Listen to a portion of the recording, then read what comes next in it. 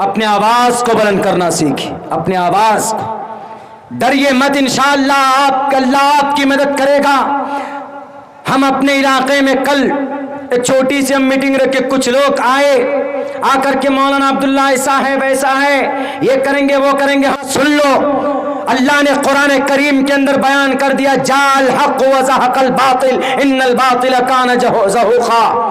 وقتی طور پر ایک کرسی اقتدار میں بیٹھے ہو، وقتی طور پر، لیکن آئے گا ٹائم ان لوگوں کا جو حق پرست ہیں، اور جب حق پرست آئیں گے تو وہ تم کو بھی حق سیدھا راستہ دکھا دیں گے، بتا دیں گے۔ حکومت آتی اور جاتی، اقتدار آتا چلا جاتا ہے، عزت بنتی بھی ہے بگڑتی بھی ہے، اور جناب الیکشن کے وقت آتے ہیں چلے جاتے، اللہ کی طاقت ہمیشہ سے ہے، حق پرست روک رہیں گے۔ ہم تمہارے ڈرانے سے، تمہارے دھمکانے سے نہ تو ڈریں گے نہ ہم رکیں گے، حق کی آواز بلند کرنا جانتے ہیں۔ قرآن کریم سینے میں ہے، اللہ تبارک و تعالیٰ نے صاف لفظوں میں کہا ہے، تعاونوا علی البر والتقوی ولا تعاونوا علی الاثم والعدوان۔ آپ نے کیا کیا سماج کے ساتھ، آپ نے کیا کیا علاقے کے ساتھ، دنیا جانتی ہے، عوام جانتی ہے، عوام اپنی زبان میں آپ کو انشاءاللہ آنے والے وقت میں آپ کو خود بتا دے گی۔ اس لیے میں کہتا ہوں میرے نوجوانوں، حق بولنا سیکھو، حق کرنا سیکھو، شریعت پر عمل کرو۔ آپ اس بات سے نہ گھبرائیے کہ اللہ عمل کو قبول کرے گا کہ نہیں کرے گا۔ آپ کا نام اللہ کے نزدیک نہیں لکھا جاتا ہے، اللہ کے نزدیک آپ کا عمل لکھا جاتا ہے۔ حضرت بلال حبشی کیا کرتے تھے؟ جب بھی وہ استنجا کرتے تو وضو کر لیتے تھے، 2 رکعت نماز پڑھتے تھے۔ کتنا چھوٹا سا عمل ہے۔ ایک موقع پر بلال حبشی سے اللہ کے نبی نے پوچھا کہ بلال، ایسا کون سا عمل ہے، غلام ہو تم بدصورت ہو، کون سا عمل ہے تمہارا، ذرا بتاؤ۔ تم چلتے ہو مکہ کی گلیوں میں، تیری چلنے کی آہٹ سنائی دیتی ہے جنت الفردوس میں۔ عمل لکھا گیا بلال حبشی کا، نام آتا ہے بلال کا نام ہے، چھوڑو یہ غلام ہے، کمزور ہے، بدصورت، ہٹاؤ ان کو، لیکن نام نہیں، کیا لکھا گیا؟ عمل لکھا گیا۔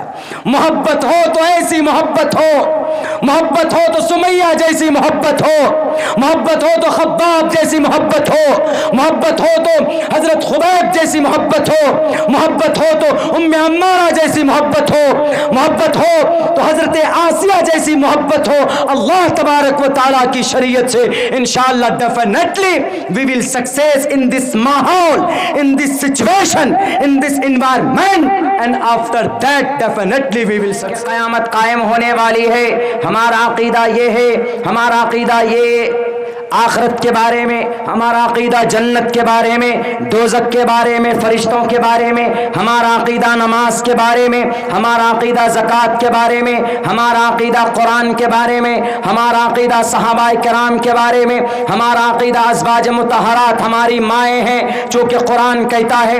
ہمارا عقیدہ یہ ہے کہ اپنی جانوں سے زیادہ حضرات انبیاء کرام سے، ان کی بیویوں سے پیار کرو، محبت کرو، ان سے ان کی زندگی کو اپناؤ، یہ ہمارا عقیدہ ہے۔ ہمارے اس عقیدے کو کوئی اپنی طاقت کے بل بوتے پر ڈرا دھمکا کر ہم سے چھین نہیں سکتا، کیونکہ بھارت کا سنویدھان ہمیں یہ اجازت دیتا۔ اسی لیے میری آواز ان تک پہنچنی چاہیے کہ ہمارا عقیدہ ہے، آپ کا عقیدہ اگر کچھ اور ہے، آپ کا عقیدہ اگر آواگمن کا عقیدہ ہے، آپ کا عقیدہ اگر مرنے کے بعد 7 جنم کا ہے، آپ کا عقیدہ اگر ماंس نہ کھانے کا ہے، آپ کا عقیدہ اگر 33 کروڑ دیوی دیوتا کا، آپ کا عقیدہ ہے کہ اندرم الگ ہے، مترا الگ ہے، ورون الگ ہے، آپ کا عقیدہ اگر یہ ہے کہ اوم پورمدہ پورمدم، اس ذات نے کائنات کو بنایا، ذات وہی ذات اس دنیا کو نشٹ کرے گا، آپ کا عقیدہ ہے جگت گرو کے بارے میں، آپ کا عقیدہ ہے انتم اوتار کے بارے میں، آپ کا عقیدہ ہے کہ جب کوئی کشٹ آتا ہے تو ہنومان چالیسا پڑھتے، جب کوئی پریشانی آتی ہے تو جب کوئی وگن ہرتا ہم کسی کو مانتے ہیں تو گنیشا جی کو مانتے۔ اگر آپ کا یہ عقیدہ ہے کہ برہما انسانوں کو پیدا کرتا ہے، اگر آپ کا یہ عقیدہ ہے کہ کرشن جی اس دنیا کے انسانوں کو پالتا ہے، اگر آپ کا یہ عقیدہ ہے کہ بھولے ناتھ جی، شیو جی ہری وہ اس دنیا کو نشٹ کرتا ہے، وہ سیلاب لاتا ہے، وہ آندھی لاتا ہے، وہ طوفان لاتا ہے، اگر آپ کا عقیدہ ہے تو فری پروفیشن آپ آزاد ہیں، آپ کو عبداللہ سالم زبردستی روکے گا نہیں، ٹوکے گا نہیں، آپ کو منع نہیں کرے گا۔ اگر ہمارے اس دیش کے اندر گرو نانک کی تاریخ اٹھائیے، جنہیں ہم سکھ بولتے، 600 سال پہلے سکھ دھرم کی بنیاد ڈالی گئی، گرو نانک نے سکھ دھرم کی بنیاد ڈالی، گرو نانک سے گرو گوبند سنگھ تک 10 گرو پیدا ہوئے، ان 10 گرو نے مل کر ایک تھیوری بنائی اور ایک کتاب بنائی، اس کتاب کا نام آدی گرنتھ، اس کتاب کا نام آدی گرنتھ، ان کا منتر ایک اومکارا ستنام کرتا بھرت نرو نرویر اکال مورت اجونی سے بھنگر پرسادی۔ ان کا عقیدہ ہے کہ ایشور ایک ہے، ان کا عقیدہ ایشور ایک ہے، ان کا عقیدہ ہے کہ اوتار نہیں ہے، ان کا عقیدہ یہ ہے کہ رسول نہیں ہے، ان کا عقیدہ یہ ہے کہ نبی نہیں ہے، تو فری پروفیشن وہ اپنا عقیدہ رکھ سکتا۔ ان کا عقیدہ ہے کہ گردوارے میں جا کر ماتھے جھکاؤ، ان کا عقیدہ یہ ہے بھارت کے اندر 3-2.5% ہمارے سکھ بھائی ہیں، سکھ سنسکرت کا ورڈ ہے جس کے معنی آتے پیروی کرنا، گویا کہ یہ اپنے 10 گروؤں کی پیروی کرتے ہیں، اس لیے ان کو سکھ کہا جاتا ہے۔ یہ کسی ایک ایشور کے علاوہ کسی چیز کو نہیں مانتے، اپنے صرف ایک گرو، اپنے 10 گرو کو مان کر ایک ایشور کو یہ لوگ مانتے۔ سکھ آئے کہاں سے؟ ہندو دھرم سے، ویدک دھرم سے نکلے 600 سال پہلے، اور گرو نانک اسلام کا اتنا بڑا دیوانہ تھا، جب یہ کعبۃ اللہ پہنچتا ہے، جب وہ حرمین شریفین پہنچتا ہے، زیارت کے لیے پہنچتا ہے، بہت زیادہ اسلام سے محبت، بہت زیادہ قرآن سے محبت ہو سکتا ہے۔ بعض مورخین نے یہ بھی کہا ہے کہ مرتے وقت اس نے اسلام کو قبول کیا تھا۔ میرے بھائیوں، یہ شارٹ کٹ ایک تاریخ میں نے پیش کی، لیکن اگر کوئی سکھ اگر لنگر لگاتا ہے، مول منتر پڑھتا ہے، ان کا یہ عقیدہ ہے، کسی RSS والوں کو، VHP کے لوگوں کو، بجرنگ دل کے لوگوں کو، یا مولانا عبداللہ کو، یا کسی کلمہ پڑھنے والے کسی مسلمان بھائی کو زبردستی اس کے عقیدے کے اوپر، اس کے عقیدے سے ہٹانے یا اس کے کانسیپٹ کو بدلنے کا کوئی ادھیکار نہیں ہے، کوئی ادھیکار نہیں ہے۔ کرسچن ہے، جین ہے، ہر کسی کو اپنے اپنے دھرم کے مطابق ان کو عقیدہ رکھنے کی پرمیشن ہے، یہ میں نہیں، بھارت کا سمویدھان بولتا۔ Freedom of profession, free profession کا مطلب عقیدے کی آزادی۔ آگے جملہ کیا ہے؟ Practice, profession and practice. Practice میں کیا آتا ہے؟ پریکٹس میں نماز آتی۔ اب اگر کوئی مسلمان نماز پڑھنا چاہتا ہے تو فری پروفیشن اینڈ پریکٹس، نماز پڑھتا ہے، عید کی نماز پڑھتا ہے، عیدین کی نماز پڑھتا ہے، یا مسلمان نعرہ تکبیر بولتا ہے، نعرہ تکبیر، اللہ اکبر۔ جنگ کے میدان میں یہ نعرے لگتے تھے، ابھی ہمارے نوجوان کہیں پہ بھی لگا دیتے، لیکن کہیں مسلمان نے اگر نعرہ تکبیر اللہ اکبر لگایا تو ہمارے کسی بھی دیش کے دوسرے بھائی کو تکلیف نہیں ہونی چاہیے۔ جیسے ہمارے ہندو بھائی نعرہ لگاتے ہیں جے شری رام، بھارت ماتا کی جے، بھارت کے لیے لگاتے، لیکن جے شری رام لگا لیتے، تو ان کے عقیدے کے حساب سے وہ آزاد ہیں، بھارت کے سمویدھان کے حساب سے۔ ہم نہیں کہیں گے کہ تم جے شری رام کا نعرہ کیوں لگا رہے ہو جی، ہم اتنا۔ ہاں آگے جو جملہ وہ بہت خوبصورت، پریکٹس کا یہ مطلب، مسلمان نماز پڑھتا ہے، مسلمان اذان دیتا ہے، اذان دے سکتا ہے، اذان کے اوپر کوئی روک نہیں ہونا چاہیے، کیونکہ اذان دھارمک چیز، ہمارا پریکٹس ہے، عبادت کے لیے اذان دی جاتی ہے، نہ کہ جہاد کے لیے۔ یہ ساری باتیں آگے کیا بیان کیا؟ پریکٹس، عمل، یہ سمجھ میں آ گئی۔ Propagation of the religion, propagation of the religion, دھرم کی اچھائی کو بولنا، جلسہ کر کے دھرم کی اچھائی کو بول سکتے۔ مولانا کلیم صاحب نے دھرم کی اچھائی کو لوگوں کے سامنے رکھا تو ہاتھ میں ہتھکڑی ڈال کر جیل میں ڈال دیے۔ اسی لیے میں کہتا ہوں کہ اس دیش کے قانون کے حساب سے قانونی کارروائی ہونی چاہیے۔ عبداللہ نام ہے تو جیل میں ڈال دیں گے، محمد زبیر نام ہے تو جیل میں ڈال دیا، سیم دھارا محمد زبیر زبیر پر, وہی دھارا میڈم شرما پر. میڈم شرما آرام سے رہ رہی ہے, یہاں تک کہ سپریم کورٹ نے پھٹکار لگائی, اس کے باوجود بھی میڈم شرما نہیں آئی معافی مانگنے کے لیے. 2 ارب انسانوں کے دل کو ان کو ٹھیس پہنچایا. پروفیٹ محمد رسول اللہ صلی اللہ علیہ وسلم کے خلاف باتیں کی, سپریم کورٹ نے ان کے اوپر آپتی جتائی, اس کے باوجود بھی نہیں آئے. دھارا 153A(B) لگایا گیا اور بھارت کی یہاں کی یونٹی کو, یہاں کی دیش کی اکھنڈتا کو توڑنے کی کوشش کی, ان پر کوئی کارروائی نہیں. وہی دھارا محمد زبیر پر لگتا ہے تو محمد زبیر پر 4 FIR لانچ ہوتے ہیں اور اس کو جیل میں رکھا جاتا. یاد رکھو ایسی ذہنیت کے لوگوں, اگر 2 طرفہ قانونی کارروائی کرو گے, سیم دھارا پر 376 کا دھارا اگر کسی پر 2 انسان پر لگا ہے تو دونوں کے اوپر ایک ہی ارسٹ ہونا چاہیے, سیم ٹائم پہ سیم ان کے اوپر کارروائی ہونی چاہیے. جب جو دھارا لگتا ہے میڈم شرما پر, وہی دھارا محمد زبیر پر کیوں ان کو بچا لیا جاتا ہے؟ اگر اس طرح کی دوہرے پالیسی کرو گے تو ہمارے دیش کا جو سمویدھان ہے, freedom and personal liberty, personal equality before law, سب کے سب برابر ہیں بیفور لا, اور the equal protection of the laws, اور سب کی جان کی رکشا ہونی چاہیے. جیسے اگر کسی نوجوان نے, کسی ٹوپی اور داڑھی والے نے کسی کے برخلاوے میں آ کر, بہکاوے میں آ کر اگر کسی کی ہتیا کی ہے ادے پور کے اندر, تو دل سے ہم ان کا کھنڈن کرتے, لیکن مارا ان کو بری طریقے پر, ان کو مارا, ان کے اوپر قانونی جو کارروائی ہو کیجئے. ہمارے نبی نے کسی بھی نہتے یا کسی بھی انسان کا ایک قطرہ خون نہیں بہایا تھا. اگر انہوں نے نبی کے نام لے کر ایسا کام کیا ہے تو وہ مسلمان نہیں ہو سکتا, کیونکہ اللہ کے نبی کا فرمان ہے, المسلم من سلم المسلمون من لسانہ و یدہ. سچا مسلمان وہی ہے جس کی زبان سے, اس کے پیر سے, اس کے ہاتھوں سے کسی دوسرے مسلمان کو کیا, کسی دوسرے پڑوسی کو, غیر مسلم کو بھی نقصان نہیں ہونا چاہیے. A Muslim, complete Muslim does not harm towards another Muslim, because it is and his tongue and his legs and his hands, ہاتھ زبان پیر سے کسی دوسرے کو تکلیف نہیں پہنچنا چاہیے. اگر انہوں نے یہ حرکت کی, میں کہتا ہوں پورے بھارت کے 35 کروڑ مسلمانوں کی طرف سے اس پر قانونی کارروائی کیجیے, قانونی کارروائی ہو, جتنا جلد سے جلد ہو اتنی جلدی آپ قانونی کارروائی کیجیے.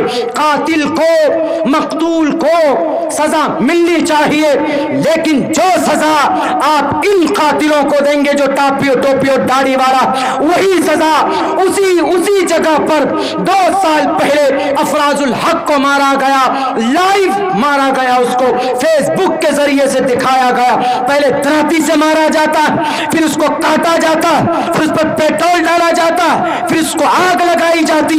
اس کو بھی قانونی کارروائی کیجیے اس کے اوپر بھی, لیکن نہیں, اس کو فوراً جیل سے نکال کر جناب اس کو ہار پہنایا جاتا ہے, اس کو MP کا ٹکٹ دیا جاتا. آپ جیسے ادے پور کے قاتلوں کو آپ قانونی کارروائی کیجیے ان کے اوپر, سیم اسی طریقے پر محمد پہلو خان کے مارنے والوں کے اوپر بھی قانونی کارروائی کیجیے, محمد اخلاق کو مارنے والے کے اوپر قانونی کارروائی کیجیے, جھارکھنڈ کی سرزمین پر محمد جنید کے مارنے والوں کے اوپر قانونی کارروائی کیجیے. ہم نہیں کہتے حافظ جنید کو مارنے والے کے اوپر قانونی کارروائی کیجیے. میں آپ کے ساتھ ہوں, بولیے کہاں پر آنا ہے. چنیے ان لوگوں کو جو قانون کو ہاتھ میں لیتے ہیں. عبداللہ قانون کے ہاتھ میں لیتا ہے, یا مولانا جبریل صاحب قانون کو ہاتھ میں لیتے ہیں, یا مفتی صاحب قانون کو ہاتھ میں لیتے ہیں. کسی کو پرمیشن نہیں, لیکن خدا کے واسطے دیش میں جو سمویدھان بنا اس کا آن بان شان کو محفوظ رکھ کے اس کو توڑنے کی کوشش مت کیجیے. میرے بھائیوں, اللہ کے نبی علیہ الصلاۃ والسلام ایلیگیشنز ابھی نہیں, بہت پہلے سے لگائے گئے, یہاں تک کہ بہت سے لوگ اعتراض کر دیتے کیا ضرورت ہے, what is need to get married with 11 women. تو پروفیٹ محمد صلی اللہ علیہ وسلم, واٹ از نیڈ, کیا ضرورت تھی محمد رسول اللہ کو 11 شادیاں کرنے کی. بہت سارے وجوہات ہیں. میں شارٹ کٹ سمجھانے والی بات بتاتا ہوں. اگر کسی جیسے ہم مسلمانوں کو اگر کبھی ضرورت آ جائے, ہم نے بھی ایک ایگزامپل دیا تھا بیت الخلا جانے کا, کپڑا پہنیں گے تو کیسے پہنے؟ تو اللہ تبارک و تعالیٰ نے تو ہم کو بتایا نہیں طریقہ کیا ہے، ڈائریکٹ اللہ ہمارا رول ماڈل نہیں. اللہ قادر مطلق ہے لیکن اللہ انسانوں کا رول ماڈل نہیں بن سکتا. کیوں؟ کیونکہ وہ نظر نہیں آتا. اللہ نظر نہیں آتا. نہ سندروسی ٹستتی روپمسیا نہ چکششا پشیتی کشچنینم لا تدرک الابصار وہو یدرک الابصار وہو اللطیف الخبیر. وہ نظر نہیں آتا. تو انہوں نے بھیجا کن کو؟ محمد الرسول اللہ صلی اللہ علیہ وسلم کو بھیجا. اور آپ علیہ الصلوۃ والسلام صرف اپنے لیے نہیں، بہت سارے ایسے کام کیے جو آپ کے لیے ضروری نہیں تھا لیکن قوم کو رہنمائی کی ضرورت تھی. آپ علیہ الصلوۃ والسلام نے وہ کام کیا. آپ نے 11 شادی کی. کیوں کی؟ آپ نے پہلی شادی کب کی؟ 25 سال کی عمر میں. کن سے کی؟ ایک بڑی عمر کی عورت سے، خدیجۃ الکبریٰ سے. اب آج کے زمانے میں اگر کسی مسلمان نوجوان کا اس کا رشتہ آ جائے کسی بیوہ عورت سے، وہ بھی 40 سال کی عمر کی ہو، لڑکا 20 سے 25 سال عمر کا ہے، تو لڑکا کیا کرے گا؟ وہ کہے گا کہ کیا شادی ہوگی کہ نہیں ہوگی، اس لیے کہ لڑکی عورت جو ہے وہ 40 سال کی ہے اور میں 25 سال کا ہوں. تو ایسی صورت میں ضرورت پڑے گی کس کی؟ ایک رول ماڈل کی، ایک میتھڈ کی. تو ہم کو لاچار نہیں ہونا. ہم ڈائریکٹ محمد رسول اللہ کی زندگی دیکھیں گے اور وہاں دیکھیں گے کہ محمد رسول اللہ نے تو 25 سال کی عمر میں ایک معمر عورت خدیجۃ الکبریٰ 40 سال کی عورت سے نکاح کیا. آنکھ بند کر شرعی اعتبار سے ہم نکاح کر سکتے. وہ الگ بات ہے کہ فزیکل میں میڈیکل میں میچ نہ کر پائے، وہ ایک الگ میٹر ہے، لیکن شرعی اعتبار سے تو کر سکتے ہیں. اگر کہیں کوئی اس طرح کا رشتہ آ جائے تو کر سکتا ہے، نو پرابلم، کوئی دقت نہیں. اب اگر کسی کی مثال کے طور پر کسی کی اونچی خاندان، کوئی غریب گھر کی بچی ہے، وہ آدمی سول انجینئر ہے یا ڈی ایم ہے، ڈسٹرکٹ مجسٹریٹ، اب اس کا رشتہ کسی غریب گھر کی بچی سے آ جائے تو اب کیا کرے گا؟ وہ سوچے گا ارے میں تو ڈسٹرکٹ مجسٹریٹ ہوں، میں اس بچی سے نکاح کروں گا، یہ تو کمزور ہے، بیوہ ہے. تو ایسی صورت میں کیا ہونا چاہیے؟ تو ہمارے رول ماڈل کر سکتا ہے، کیونکہ محمد رسول اللہ نے باندیوں سے بھی نکاح کیا. آپ نے اپنے سے نیچے، اپنے سے کمزور خاندان کی بچی سے بھی، عورت سے بھی آپ نے نکاح کیا ہے دنیا والوں. اور ایک بات یاد رکھو، کان کھول کر سن لو، جو لوگ محمد الرسول اللہ کی زندگی پر، محمد الرسول اللہ کی ذات اقدس پر کیچڑ اچھالتے ہیں، خدا کے واسطے آپ کو بالکل ادھیکار نہیں ہے پروفٹ محمد رسول اللہ کی ذات اقدس پر کیچڑ اچھالنے کا، یا ان کو ظالم کہنے کا، یا ان کو عورت کا خواہش مند یا عورت کی چاہت رکھنے والے نبی کہنے کا آپ کو حقدار نہیں. آپ کو یاد ہے، علماء جانتے ہیں، ایک پہنچے تھے، ایک سردار پہنچے تھے، غالباً عتبہ ابن ربیعہ پہنچے، جا کر کہا کہ محمد رسول اللہ، آپ تو محمد رسول اللہ ہیں، ٹھیک ہے، آپ کیا چاہتے ہو بولو. آپ کو کسی عورت کی ضرورت ہے تو عرب کی جتنے بھی قبیلے ساری عورتوں کو جمع کرتا ہوں، جو خوبصورت ہوگی ان کے ہاتھ کو پکڑو، ہم نکاح کرا دیتے. ایک پوری ٹیم پہنچی، بلکہ یوں کہیے کہ عتبہ، شیبہ، ولید، حنظلہ، مغیرہ، یہ سب کے سب، اور جا کر یہ بھی کہا کہ اے محمد اور کچھ چاہیے آپ کو؟ دولت چاہیے کا، یا آپ کو پرائم منسٹر بننا ہے، اپنے علاقے کا کیا ایم ایل اے بننا ہے، اپنے علاقے کا کیا آپ کو ایم پی بننا ہے؟ تو بولیے، ہم آپ ہی کو ووٹ کرتے. اس وقت سرداری چلتی تھی، ہم آپ کے سامنے سر جھکاتے. لیکن خدا کے واسطے اس دین کو، اس شریعت کو آگے مت بڑھائیے. محمد رسول اللہ صلی اللہ علیہ وسلم نے کہا کہ اے لوگوں، یہ نہیں ہو سکتا. عورت کو دینا چاہتے ہو؟ یاد کرو دنیا والو، میڈم شرما، اگر ہمارے نبی عورت کے خواہش مند ہوتے ایک عورت کا خواہشمند کون ہوتا ہے؟ مہاراشٹر کے پوچھو اس MLA سے یا ان نیتاؤں سے پوچھو، آج کے زمانے میں پیسے دیے جاتے ہیں تو جناب پلیٹ فارم چینج کر دیتے اور الزام لگاتے ہیں کسی اور پر، الزام لگاتے ہیں کسی اور پر، سماج کے ساتھ غداری کرتے ہو۔ آج ہمارے جو راج نیتا بنے بیٹھے، راج نیتا اپنے آپ کو بولتے، کچھ تو ایسے عیاش ہوتے الگ سے جناب ماسک لگا کر ٹکٹ کاٹتے ہیں، چلے جاتے ہیں بینکاک تھائی لینڈ، پٹایا بینکاک دنیا کے اندر سب سے بڑا پروسٹیٹیوشن کا اڈا اگر کوئی ہے تو بینکاک اور تھائی لینڈ مانا جاتا۔ جب کوئی راج نیتا کسی کو عورت چاہیے تو تھائی لینڈ پہنچ جاتے، اور عورت کن کو چاہیے؟ ان راج نیتاؤں کو چاہیے۔ ہر رات جناب 16 سال کی نئی لڑکیاں چاہیے۔ بھارت کے اندر رہیں گے تو بڑے بڑے شہر کے اندر اسکورٹ سروس ان کو مہیا کرایا جاتا۔ اسکورٹ سروس میں بڑی بڑی ایکٹریس اور بڑے بڑے ایئر ہوسٹس اویلیبل کرائے جاتے، 50 لاکھ روپے میں ان کی عزت کے ساتھ کھلواڑ کیا جاتا ہے، لاکھوں کروڑوں روپے دے کر خوشی کے ساتھ، جنہیں آپ بول سکتے عزت دار طوائف کے ساتھ سمبند بنایا جاتا۔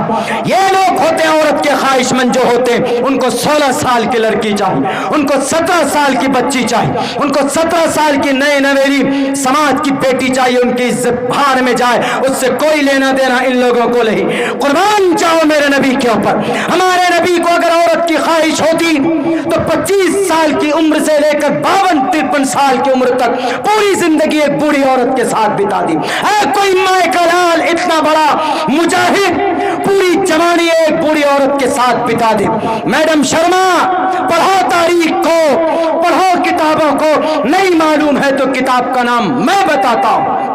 وہ نبی آخری نبی ادلبو کا میککم ادلبو کا نکھاتکم، جن کو آخری نبی کی مہر دے کر ان کو اس دھرتی کے اوپر بھیجا تھا۔ اسم اللہ ملے مترا ورونا دبیانی دھتا اللہ ورونو متر استیجس کامیا اسو گناہ پروشم دیپینتی، ویسے پروش تھے جو روشنی دیتے تھے پوری دنیا کو۔ میری کتاب نہیں ہے انسونتا ستپتر مام ہے میگاوا چیتشتو اشرو مگونا، دشمنوں کا راکشسوں کے ہاتھ کو پکڑنے والے تھے، اسورو مگونا، اسور کا راکشس کا خاتمہ کرنے والے تھے۔ میڈم شرما یہ منتر آپ کو معلوم نہیں؟ اپنے آپ کو کہتی ہے کہ ہم تو برہمن ہیں۔ برہمن تو وہ ہوتے ہیں جو اس دھرتی کے انسانوں کو پیدا کرتے ہیں اپنی پوجا اور پرارتھنا کے لیے۔ آپ اس نبی کے اوپر الزام لگاتے ہو۔ 53 سال تک جب آپ کی جوانی ڈھل جاتی ہے تب جا کر آپ دوسری شادی کسی اور سے کرتے۔ تیسرے نمبر پر شادی کی گئی تھی اماں عائشہ سے۔ کیوں کی تھی؟ اللہ نے متعین کیا تھا، اس لیے کہ ذہین دار ہوتی تھی۔ عورت کا کوئی مسئلہ مرد مکمل نہیں بتا سکتا۔ کوئی بھی عورت آپ کے سامنے کسی مفتی صاحب کے آ کے کہتے کہ سر مجھے بتائیے حیض و نفاس کا کیا مسئلہ، کوئی بھی عورت نہیں بتا سکتے۔ آپ زیادہ کہیں گے لکھ کر کے لائی۔ اس زمانے میں لکھنے وکھنے کا تو ماحول تھا نہیں۔ تو ایک عورت، ایک صحابیہ آئی، آ کر پوچھی نفاس کے معاملے میں، حیض کے بارے میں، مہینے کے بارے میں، تو آپ علیہ السلام نے اشاروں میں بتایا تو وہ سمجھ نہیں پائی۔ تو ایسے وقت میں یا نساء النبی لستن کاحد من النساء، کہ سماج کے نبی پاک علیہ الصلوۃ والسلام کی میڈموں، آپ اور عورتوں کی طرح نہیں ہیں۔ آپ علیہ السلام نے اس لیے اتنا نکاح کیا تاکہ آپ آسانی کے ساتھ جو وحی آپ کے اوپر نازل ہوتی ہے وہ سب مل کر اکٹھا کر پائیں، محفوظ کر پائیں، دوسروں تک پہنچا پائیں۔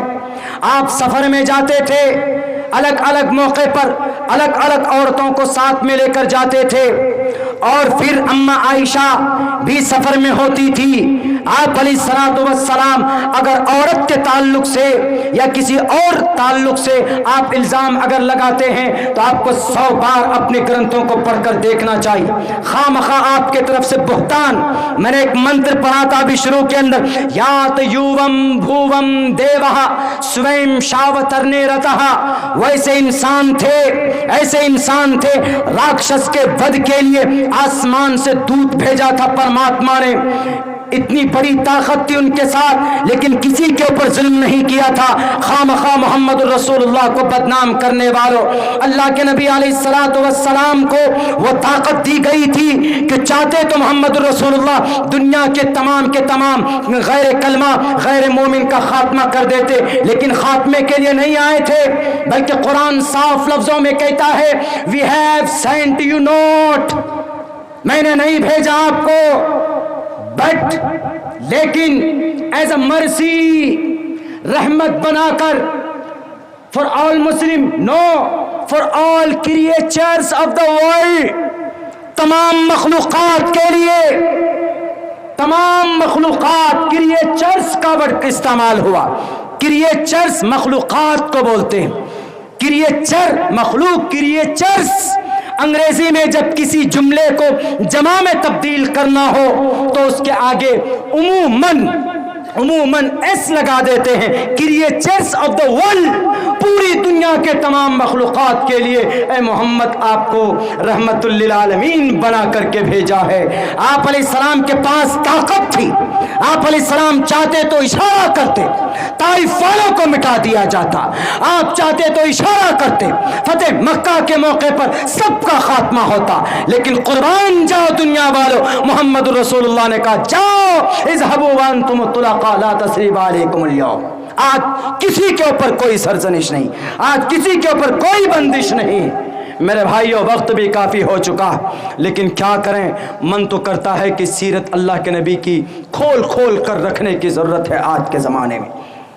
اب چونکہ میری بات بہت مختصر وقت میں 2-3 منٹ کے اندر میں اپنی بات پوری کروں گا، صدر محترم بھی تقریباً تشریف لا چکے ہیں، بس میں اتنی بات اخیر کے اندر کہوں گا کہ ہمارا عمل ڈیپینڈ کرتا ہے آج کی دشا کو طے کرنے کے لیے، ورنہ ہمارا بہت سارا عمل، ابھی محرم کا مہینہ آنے والا، محرم کے مہینے میں دیکھے گا لاٹھی ڈنڈا، اور کیا نام دیں گے، جنگی، یہ ہم جنگی کر رہے ہیں۔ جنگی کیا ہے؟ لاٹھی ڈنڈا، تم کو یہ ویسے سوکھی لکڑی دے دے تو وہ چلانی نہیں آتی، سیلف ڈیفینس کے لیے آپ لاٹھی ڈنڈا پریکٹس کر سکتے، کوئی منع نہیں، لیکن جو شراب پی کر ڈانس کرتے، جائیں گے راستے سے جائیں گے، ہمارے یہاں بہت ہوتا ہے، ہم لوگ ابھی ابھیان چلاتے ہیں 10 دن رمضان میں، 1 تاریخ سے لے کر 10 رمضان اس تک، محرم تک، یہ اصلاح معاشرہ کے تعلق سے، اس میں یہ دیکھتے ہیں کہ جاتا ہے ڈھول بجاتا ہے ڈنڈا لے کر کسی کی ٹین میں مار دیا پٹاخ، کسی کے پیڑ کو توڑ دیتے، اسی لیے کیوں ایسا کر رہا ہو؟ جنگی ہے، سب جائز ہے، جنگی ہے، اب ایک گولی کی آواز سنو گے تو 5 فٹ کدھر جاؤ گے، جنگی ونگی کچھ نہیں ہے، ڈھونگ ہے یہ سب۔ ہاں آپ کرنا چاہتے ہیں تو لاٹھی ڈنڈا تلوار بازی سیکھنا ایز اے ہنر غلط نہیں۔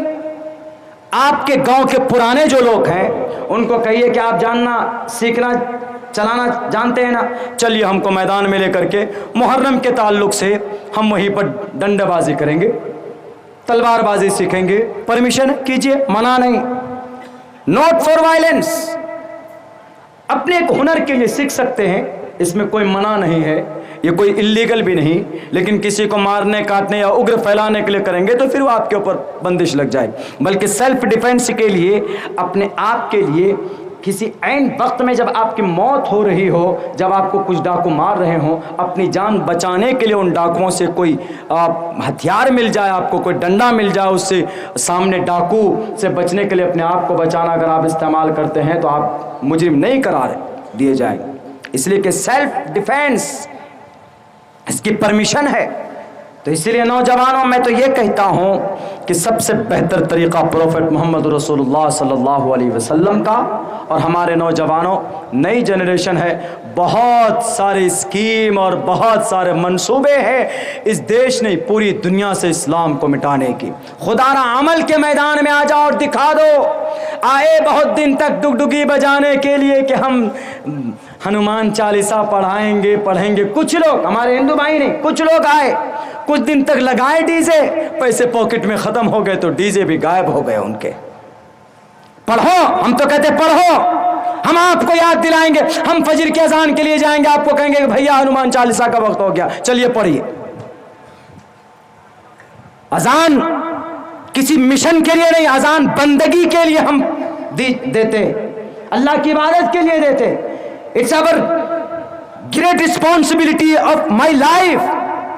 ہماری زندگی کا ایک حصہ ہے وہ کوئی مقصد نہیں ہے اس دیش کو کسی طرف لے جانے کا کہ اذان دیتے ہیں ادھر لے کے جائیں گے ادھر لے کے جائیں گے پتہ نہیں اگر پھیلائیں گے. نہیں، بالکل نہیں. نوجوانوں، آپ کو کردار، آپ کو کیریکٹر رسول اختیار کرنے کی ضرورت ہے. آپ کے جتنے بھی کانوڑیے کے ساتھی جاتے، اگر راستے میں کہیں پر کوئی اگر پیاسا ہے، پیاس سے اس کو پانی کی ضرورت ہے تو پلائیے، آپ انسانیت کے ناطے پلا دیجیے اگر وہ مر رہا ہے وہاں پر.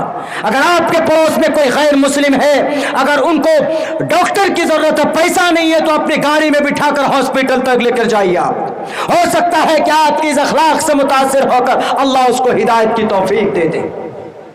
میں کنٹریبیوٹ نہیں کرنے کہتا ہوں، تعاون نہیں کرنے کے لیے بول رہا ہوں، بلکہ جب ان کو بہت زیادہ کسی چیز کی شدت ہوتی، ضرورت ہوتی ہے تو آپ 2-4 قدم آگے بڑھا لیں.